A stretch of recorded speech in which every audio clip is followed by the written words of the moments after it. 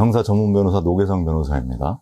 오늘 말씀드릴 부분은요, 이제 성범죄 내지 어떤 사기 혐의, 주로 성범죄 관련돼서 피해자와의 합의 방법에 대해서 구체적으로 말씀드리고자 합니다. 그게 이제 5가지 섹터 기준으로 이제 말씀드리려고 하는데요. 첫 번째는 합의의 상대방이 누구인지에 따라서, 두 번째는 합의의 대상에 대한 부분, 혐의를 인정하고 사죄의 의사표시를 전달할 것인지, 아니면 혐의 인정과는 무관하게 위자료를 지불할 것인지, 세 번째, 이제 합의를 하는 구체적인 방법, 어떻게 사죄의 의사표시를 할 것인지, 어떻게 처벌을 불원 의사를 이제 받을 것인지, 편지나 이메일, 문자, 그리고 동영상을 촬영하는 방법, 직접 방문해서 어떤 의사 전달을 하는 방법, 네 번째는 위자료를 전달하는 방법. 요즘은 뭐 카카오톡 송금하기 뭐 그런 것도 있으니까요. 이제 비대면으로 위자료를 전달하는 방법도 있고요. 자, 마지막은 이것도 중요한 부분인데, 합의의 시기가 언제인지에 따라서 조금 달라질 수가 있습니다. 고소 전 단계, 고소 이후 재판 전 단계, 아니면 1심 판결 선고 이후 이미 형량이 나온 상태에서 합의하는 과정. 자, 첫 번째요. 합의 상대방이 누구인지를 우선은 한번 논의를 해보려고 해요. 첫 번째는 상대방 본인과 직접 의사소통을 하는 경우. 자, 두 번째는 고소인의 변호사, 고소 대리인, 그러니까 피해자 국선 변호사와 의사소통을 하는 경우. 세 번째, 이제 고소인도 아니고 고소인의 변호사도 아니고 제3자, 그러니까 고소인, 피고인, 피의자 이 중간에 이 두 사람을 모두 알고 있는 제3자, 지인, 친구, 직장 동료, 어떤 이런 제3자와 의사 연락을 하는 경우가 있습니다. 각각의 경우가 조금씩 다른 경우예요. 아무래도 상대방 본인과 직접 연락을 할 수 있는 경우라고 한다면 당연히 고소인의 변호사, 피해자 국선 변호사가 선정이 안 된 경우를 전제로 해야 되겠죠.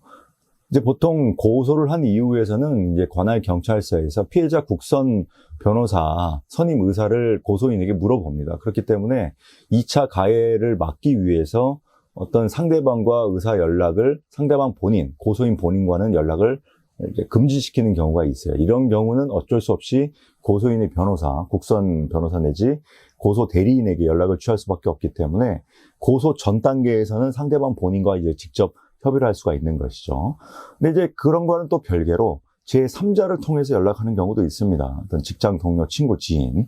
그러니까 아무래도 제3자가 있느냐 없느냐에 따라서도 합의의 어떤 구체적인 방법이 조금 달라질 수 있으니까요. 자, 이제 두 번째로 제가 말씀드릴 부분은 이제 합의의 대상에 대한 부분입니다. 보통은 일반적으로 혐의를 인정을 하고 어떤 사죄의 의사를 전제로 위자료 내지 합의금을 지불하는 것이 일반적이에요. 이제 고소인의 변호사가 있는 경우, 피해자 국선 변호사가 있는 경우에는 혐의를 인정을 하는 걸 전제로 어떤 사과를 하든지 위자료를 지급하는 경우가 일반적인데, 경찰 조사를 받고 이제 검찰 조사 과정에서 아직 재판 전 단계에서는 고소인과 피의자 사이의 어떤 입장 차이가 확연하게 대치되고 상반되는 경우가 있어요. 고소인의 주장과는 다른 어떤 내용이 나온다든지. 그런데 사기 혐의와는 달리 성범죄의 경우는 우선 재판을 받게 되면 실형 가능성이 매우 높아지기 때문에 피의자, 조사를 받는 피의자 입장에서는 합의를 염두에 두지 않을 수가 없습니다. 우선 합의를 해야 실형 선고 내지 이제 구속되는 것을 막을 수가 있거든요. 그래서 실제로 제가 최근에 성범죄 사건 이제 강간 혐의, 강제추행 혐의가 같이 들어간 사건에서 전부 무죄가 나온 실제 사례가 있는데요. 문제는 이 사안에서는 기소 전, 재판 전 단계에서 합의가 됐던 사안입니다. 합의가 되었지만 재판에서 끝까지 무죄 주장을 해서 무죄가 나온 사안이거든요. 근데 보십시오. 합의가 됐는데 전부 무죄가 나왔단 말이에요. 그 얘기는 뭐냐면 합의할 때 이 혐의, 강간 혐의 내지 강제추행 혐의와는 무관하게 피해자가 고소를 했고 어떤 경찰 조사를 받고 어떤 불미스러운 상황 속에서 어떤 심적 고통을 당한 부분에 대해서 혐의 인정을 하지 않고 그냥 위자료만 지불한 거예요. 위자료를 지불받는 조건은 이제 고소를 취하하고 처벌 불원 의사를 명시한 처벌 불원서를 제출하는 경우죠. 근데 이렇게 되려면 경찰 조사 과정에서 우선 피의자가 혐의를 인정하지 않았다는 것이 전제고, 고소인 입장에서도 자신이 고소하는 내용이 뭔가 의심당하고 있다, 뭔가 입증 근거가 부족하다, 어떤 이런 부분이 조금 상충되는 부분이 있었을 때 혐의와 무관하게 이제 유죄를 지불하는 방법이 있는 것이죠. 물론 이런 경우가 되려면 피해자 국선 변호사 내지 고소 대리인 쪽의 의사 연락도 굉장히 중요한 방법이에요. 왜냐하면은 결국 합의를 하고자 하는 사람의 마음을 전달하는 방법이, 예를 들면 제가 어떤 의뢰인을 변호하고 있을 때 제가 직접 다이렉트로 상대방 본인에게 연락하는 경우도 있습니다. 그런 경우도 있어요. 그런 경우는 훨씬 수월하죠. 근데 문제는 그게 안 되는 경우가 있거든요. 피해자 국선 변호사가 이미 선정된 경우는 피해자 국선에게 이러이러한 상황을 전달을 하고 피해자 국선이 다시 고소인, 피해자, 당사자 본인에게 직접 연락을 취해야 되기 때문에 그런 의사를 막말로 어떤 자세로 전달하는지는 굉장히 가변적일 수가 있기 때문에 구체적인 방법에 있어서 차이가 있을 수 있겠죠. 이제 세 번째, 합의의 구체적인 방법에 대해서 말씀드려 볼게요. 피의자 내지 피고인 당사자 본인이 직접 연락하는 방법이 있습니다. 우선은 합의를 하고자 하는 피의자 내지 피고인이 직접 이렇게 합의를 하고자 하는 의사를 명확하게 표시하는 방법이에요. 우선은 혐의를 인정할 경우에는 사과 편지를 써야 될 것이고요. 사과 편지를 이제 고소인에게 전달하기 위해서 사과 편지를 쓰셔야 되고, 이메일로 보낼 수도 있고, 고소인의 연락처를 알고 있는 경우라면 문자를 보내는 경우도 있고, 또 한 가지 이제 편지나 이메일, 문자 이런 거 외에 제가 주로 요청하는 부분은 정말 꼭 합의를 해야 될 경우, 그리고 그 의사가 진정으로 사죄를 하는 것인지 불분명한 경우, 저는 동영상을 좀 촬영해 달라고 하는 경우도 있습니다. 그러니까 동영상을 촬영하는 경우는 실제로 사과를 하는 모습을 핸드폰 영상으로 촬영을 해서 그것을 상대방에게 전달을 하는 거죠. 물론 사과를 할 때 당사자 본인도 있겠지만 당사자의 어떤 주변 가족들, 부모님들이 같이 동영상에 나온다든지, 또 한 가지는 피고인이 구속되어 있는 경우는 어쩔 수 없이 동영상을 그 부모님, 그 가족분들이 촬영할 수밖에 없는 상황이 생깁니다. 동영상 촬영을 해서 피해자 국선 변호사에게 보내는 것도 활용할 수 있는 방법입니다. 그만큼 절실한 사죄의 마음을 표현하는 구체적인 방법의 차이겠죠. 변호사가 연락을 취하는 경우도 있습니다. 아무래도 당사자가 직접 연락을 했을 때 문전박대를 당한다든지 아니면은 직접적으로 답변을 못 듣는다든지 이런 경우가 있을 수 있기 때문에, 이제 제가 만약에 변호사가 선임이 되면 제가 직접 의뢰인을 대신해서, 의뢰인분의 가족을 대신해서 제가 전화도 하고 이메일도 하고 방문을 하는 경우가 있을 수 있겠죠. 제가 최근에 성범죄 사건 관련돼서 합의를 직접 해본 적이 있는데요.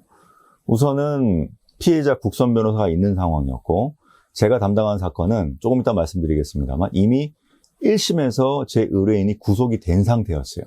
구속이 된 상태에서 저희 법인에 왔기 때문에 사실 제가 주로 변호하는 역할은 다투는 역할이라든지 어떤 억울한 경우, 그리고 또 무죄 주장을 하는 경우에 있어서 저희 법인이 선임된 경우가 많지, 이렇게 1심에서 혐의 인정을 다 해버리고 2심에서 합의를 하거나 하는 역할에 있어서는 저희 법인 선임을 잘 안 하는데, 제가 원래 선임을 했던 이유는 합의가 안 되는 걸 전제로, 그럼에도 불구하고 집행유예를 받아보겠다라는 걸 전제로 한번 법리적인 주장을 해보겠습니다라고 해서 저희 법인을 선임한 경우였어요.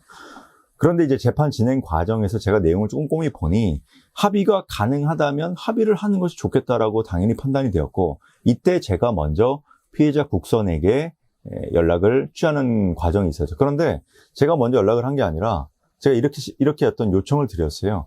당사자분 가족분들이 먼저 피해자 국선 사무실에 가서 사죄의 의사표시를 전달을 하고, 제가 2차적으로 이메일을 전달을 해서 어떠한 취지의 어떤 합의 내용, 합의의 전제 내용, 그리고 합의금의 어떤 수준, 이런 걸 이메일로 전달을 한 다음에, 또 이제 이메일 전달한다고 해서 피해자 국선 변호사가 그걸 바로 이렇게 내일처럼 바로 처리하는 게 아닙니다. 왜냐하면 피해자 국선 변호사가 국선 변호사인 경우가 대부분이고, 그러면은 사건이 굉장히 많고, 피해자 국선 변호사 입장에서는 처벌을 하는 방향으로 결과가 나오든 그렇지 않든 본인한테 그 보상이 없어요. 단지 업무적인 것을 도와준다는 측면에서 있을 뿐이지 꼭 합의를 해줄 필요가 없는 거죠. 근데 이제 그런 부분을 어떻게 하면 조금 더 신경 써줄 수 있을까라는 걸 생각을 해서 이제 변호사인 제가 직접 이제 찾아가 본 적이 있었죠. 제가 그냥 가면은 또 사실 저는 그분이 사무실에 없을 걸 전제로 없지만 제가 찾아갔다라는 걸 한번 보여주기 위한 액션 차원에서 갔었어요. 그리고 만약에 그 상대방 국선 변호사님이 안 계실 경우라면 또 우선 그때 갔지만 안 계셔서 되돌아오고 그 다음번에 다시 한번 또 찾아가는 거죠. 또 어떤 경우는 한 2시간, 3시간 올 때까지 기다리는 경우도 있었어요. 누군가를 그렇게 기다리게 하고 오랜 시간 동안 기다렸는데 왔다. 이런 부분은 상당히 그 국선 변호사 입장에서도 조금 미안할 수도 있는 거거든요. 물론 뭐 연락도 없이 그냥 일방적으로 와가지고 기다리는 것이 불쾌하게 생각될 수도 있지만 뭔가 어떤 정성을 내비치는 방식이 이제 어떤 부분인지. 그래서 제가 방문을 하면서 문전박대를 당하거나 못 만날 걸 전제로 어떻게 했냐면 꽃을 사들고 갔어요. 꽃이 비싼, 의리의리하게 비싼 꽃이 아니라 한 5,000원짜리? 10,000원 정도 했던 것 같아요. 네 송이 들어가 있는 꽃을 우선 들고 가서 이런저런 좀 은혜를 베풀어 달라는 의사를 진심으로 전달을 하고 했더니 또 그 국선 변호사님이 조금 더 원활하게 의사소통을 좀 중재해 주셔서 합의가 잘 돼서 지금 보석까지 신청을 해서 그렇게 절차 진행 중인 사안이 있습니다. 또 중간에 아까 혐의 인정 없이 합의하는 것에 대해서도 간단히 말씀드렸는데 재판이 되기 전 단계에서는 혐의가 불분명하고 서로 이해관계, 서로 주장이 상충되기 때문에 혐의 인정이 없이 단순히 이제 고소인 분의 어떤 심적인 어떤 고통을 좀 치유해주고 불미스럽게 경찰 조사를 받고 이런 상황에 처해서 스트레스 받았다는 것, 어떤 정신적인 어떤 위자료 부분을 전달을 하면서 어떻게 이렇게 한번 해보는 걸 우선 이런 협의의 조건이 들어오면은 국선 변호사 입장에서 이건 말도 안 되는 소리니까 택도 없는 소리입니다라고 잘라버릴 게 아니라 물론 자를 수 있겠지만 물론 이런 합의의 내용이 전달이 되면 국선 변호사님은 당연히 그 당사자 본인에게 전달은 해줘야 되는 이런 의사가 왔다. 그래갖고 실제로 제가 하고 있는 사건에서도 오히려 당사자 본인이 나 더 이상은 이런 어떤 상황에 처하고 싶지 않다. 좋다. 혐의 인정 없이 그냥 없던 일로 해주겠다. 고소 취하해주겠다라고 해서 합의가 된 사안이 실제 제가 했던 사안 중에 그런 사안이 있습니다. 제가 실제로 그렇게 합의가 된 이후에 재판 진행을 해서 무죄가 나온 사안도 있고요. 위자료의 전달 방법에 대해서는 이제 요즘엔 카카오톡 송금하기가 있기 때문에 핸드폰 번호만 알면 바로 합의금을 전달하는 방법도 있어요. 제가 했던 방법 중에 1심 판결 선고가 된 이후에 이미 구속이 돼서 피해자 쪽에서는 합의를 완전히 거부하는 상황도 있었습니다. 이럴 경우에 이제 의사 연락도 안 되고 또 합의 의사를 전달하는 방법도 또 용이하지 않은 경우가 있어요. 왜냐하면 고소인이 어디 살고 있는지도 모르고 직접 찾아가 볼 수 없는 방법도 있거든요. 예를 들면 이제 저희 쪽 의뢰인들은 다 서울에 있는데 상대방은 울산이라든지 저기 지방 쪽에 다른 지역에 있다든지 지방 쪽 광주, 목포 너무 먼 거리에 있으면 찾아가는 것도 한두 번이잖아요. 계속 갈 수는 없는 거니까. 이럴 경우에는 이제 카카오톡으로 송금하는 방법이 있고요. 아무래도 아까 말씀드렸던 바와 같이 이제 고소인 쪽, 상대방 쪽에서 계좌가 직접 돈이 이렇게 들어온 그 내역 자체도 싫어하는 분도 계시기 때문에 아예 현금을 준비해서 달라고 요청하는 경우도 있습니다. 이 경우는 이제 현금 준비를 하고 변호사를 통해서 이제 비용을 지불하고 그와 동시에 고소 취하 및 처벌불원서. 이 처벌불원서에서는 이제 신분증을 이제 첨부해서 제출을 해야 되기 때문에 이제 사기 범행 같은 경우는 저는 인감증명서를 달라고 해요. 왜냐면은 고소 취하 의사가 불분명한 경우가 있기 때문에 인감증명서를 아예 첨부해서 고소 취하 및 처벌불원서를 달라고 하는 경우가 있습니다. 마지막으로 이제 합의의 시기가 언제인지에 따라 조금 이 내용이 좀 달라지는 경우가 있어요. 합의는 기왕 하실 거면은 빨리 하시는 게 좋습니다. 재판 만약에 사건 초기 단계 고소인 쪽에서 고소를 하려고 한다. 그랬을 때 바로 빨리 합의를 하는 게 좋아요. 이게 딜레마인 거예요.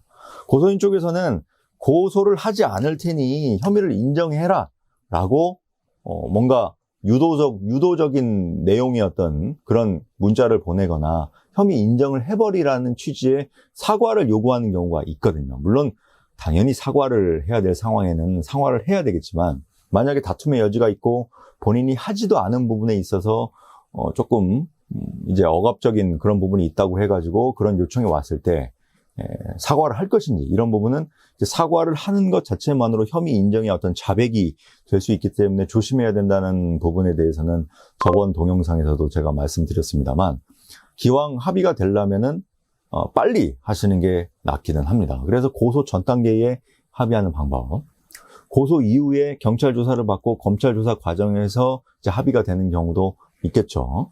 이제 가장 골치 아픈 경우가 어떤 경우냐면, 나름대로 무죄 주장도 하고 합의가 안 된 상태에서 1심 판결이 선고가 된 이후에 2심에서 합의하는 경우가 있어요. 이런 경우면 사실 피고인 입장에서는 법정 구속이 돼버린 경우도 있을 수 있고, 사건에 있어서는 재판장님께서 1심 판결을 선고를 하면서 법정 구속을 시키지 않는 경우도 있습니다. 그러니까 사기 혐의 같은 경우는 법정 구속을 안 시키는 경우도 종종 있어요. 왜 그러냐면, 당신이 어차피 사기 혐의는 경제적인 이제 피해 회복이 중요한 쟁점이기 때문에, 당신의 혐의가 인정되고 법정 구속이 될 상황에 처했으니 항소심 재판 진행 과정에서 돈을 마련해서 변제를 하라라는 어떤 재판부, 1심 재판부의 어떤 경고적인 의미를 담고 있는 것이거든요. 그러니까 1심 판결 선고할 때 법정 구속이 안 된 상태에서 항소심에서 이제 합의가 진행되는 경우가 종종 있고요. 사기 혐의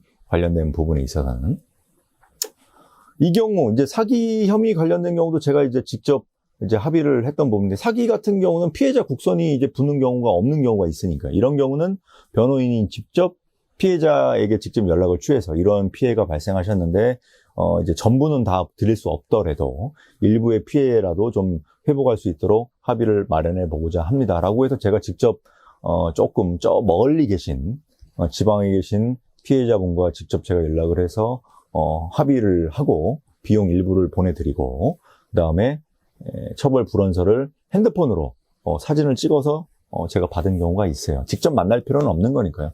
비용을 보내드리고 이제 합의금 써가지고 저한테 보내주시고 우편으로 인감증명서를 보내주면 되니까요.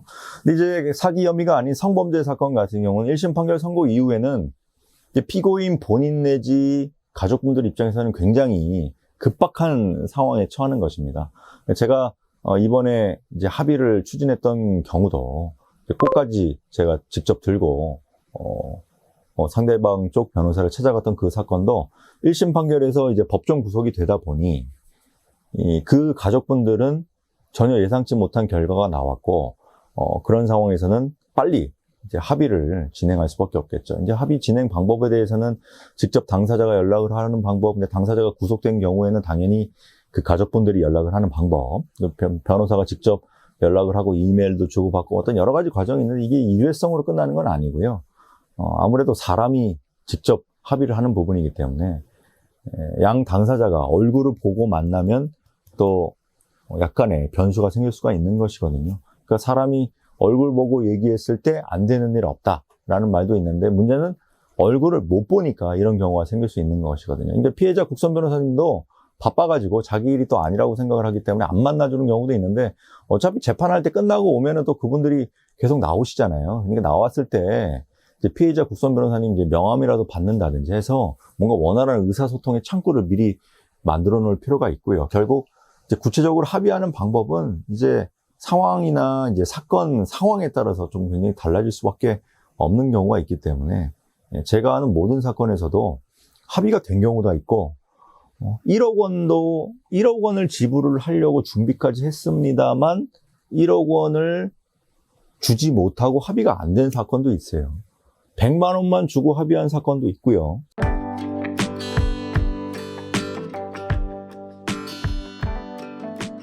합의를 어떻게 하느냐라는 부분에 대해서 저한테도 많이 물어보시고 하시는데, 어떤 구체적인 방법이나 진행 절차에 대해서 제가 직접 여러 경로를 통해 또 진행을 해본 것을 토대로 이번 영상을 말씀드렸으니까요. 궁금한 점이 있으시면 이제 카톡이나 어떤 문자 통해서 저한테 연락을 주시면 제가 상황을 살펴보고 다시 답신을 드리도록 하겠습니다. 시청해 주셔서 감사합니다.